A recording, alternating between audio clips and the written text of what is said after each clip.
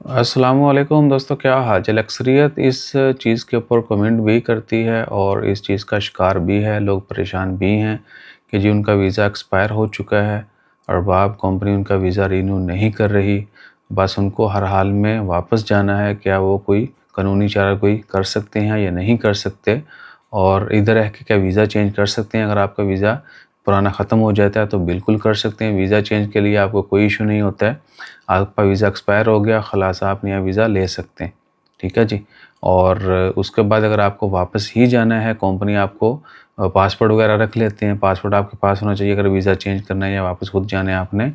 Otherwise क्या होता है कि ओवरस्टे होना शुरू हो जाएगा तो आपको कैंसल पेपर लेना पड़ता है और ओवरस्टे का फ़ाइन भी देना पड़ता है, ठीक है जी। वीडियो थोड़ी-सी अक्सर इस तरह की लंबी हो जाती है क्योंकि बीच में और बहुत सारी चीज़ें ऐड करना पड़ती हैं आपकी तसल्ली के लिए। सो अगर आपका वीज़ा एक्सपायर हो गया है, कंपनी आपको वापस नहीं भेज रही, आज भेजेंगे, कल भेजेंगे, तो जो ओवरस्टे का फ़ाइन है वो कौन पे करेगा? अगर तो आपके पास क्या है कि पासपोर्ट है, तो भी आप खुद नहीं जा सकते जब आपका वीज़ा ख़त्म हो जाए, क्योंकि वीज़ा एक्सपायर हो गया तो समझ लें कि या तो आपने रिन्यू करवाना है या फिर आप खली-वली हो गए, इलीगल स्टे हो गया और आप कैंसल ही जाएँगे। और कैंसल जाने के लिए भी आपके पास कैंसल पेपर होना चाहिए, वो आपका अरबाब कंपनी ही देगी आपको। ठीक है जी। तो कोशिश करें कि आपको इन तमाम बेसिक चीज़ों का पता होना चाहिए, उसके बाद जो भी एक्शन लेना है आप वो लें। और एक्शन से पहले भी एक और चीज़, वो आपके पास एग्रीमेंट होना चाहिए प्रॉपर। अगर आपके पास एग्रीमेंट है, उसमें टर्म्स एंड कंडीशन लिखी हुई हैं और अगर आपने अपना एग्रीमेंट कंप्लीट कर लिया है और कंपनी उसके बावजूद आपके साथ ज़्यादती कर रही, तो आप सीधा लेबर कोर्ट जाके कंप्लेन भी कर सकते हैं। और इन तमाम सूरतों में जो जुर्माने हैं वो आपकी कंपनी पे करेगी, कानूनी तौर पर उनको पे करने।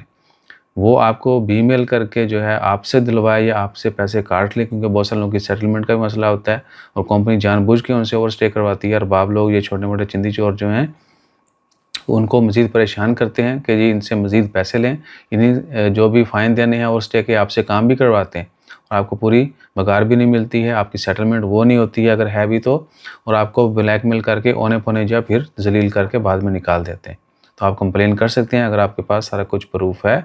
और दूसरा ये कि अरबाब के बगैर फिर आप वापस नहीं जा सकते, और जुर्माने अगर आपने पे करने हैं तो डेफ़िनेटली फिर भी आप जब तक पे नहीं करेंगे आप एग्ज़िट नहीं जा सकते। आपके पास डॉक्यूमेंट्स आ गए, पासपोर्ट है, सब कुछ है और आप चाहते हैं खुद ही चले जाएँ तो नहीं जा सकते। क्योंकि आपका वीज़ा एक्सपायर हो गया था, आपका कुछ दिन या कुछ हफ़्ते या महीने आपने ओवरस्टे कर लिया है, तो आपका जो वीज़ा है उसको ऑफ़िशियली जो है मैन पावर से, लेबर मिनिस्ट्री से कैंसल करवाना पड़ता है। वो या तो अरबाब की आईडी से वो सब कुछ होना है, वो खुद ऑनलाइन रिक्वेस्ट डालेगा जैसे ऑफ़िस के ज़रिए, या लेबर मिनिस्ट्री जाके जब वो पेपर लेगा।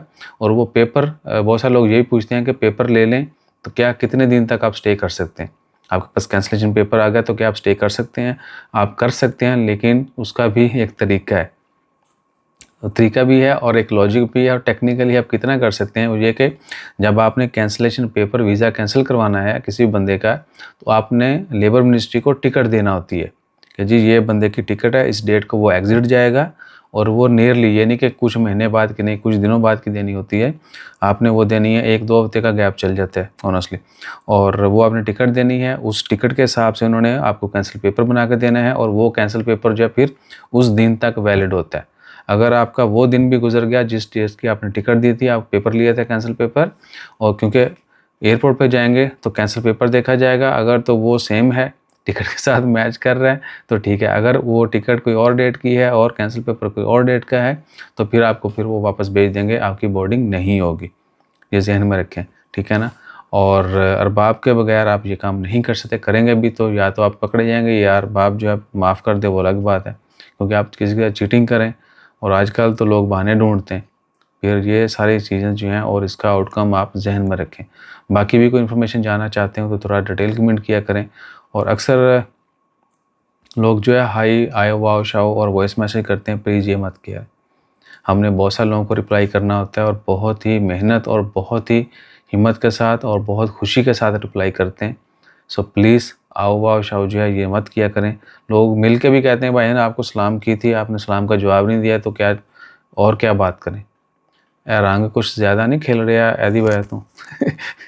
वो सारा एक ही बैकग्राउंड वाइट है, ये भी लाइट कलर है, शर्ट भी लाइट है, पर्दा थोड़ा डार्क है। और खैर ना मैं लाइट दी जी ना मूड भी रखा है दूजा ही। मोड जो है इसका वो कोई भी मैच नहीं कर रहा बहरहाल। तो डिटेल कमेंट किया करें और अपना ख्याल रखिएगा, दुआ में याद रखिएगा। जज़ाकल्लाह, अल्लाह हाफ़िज़।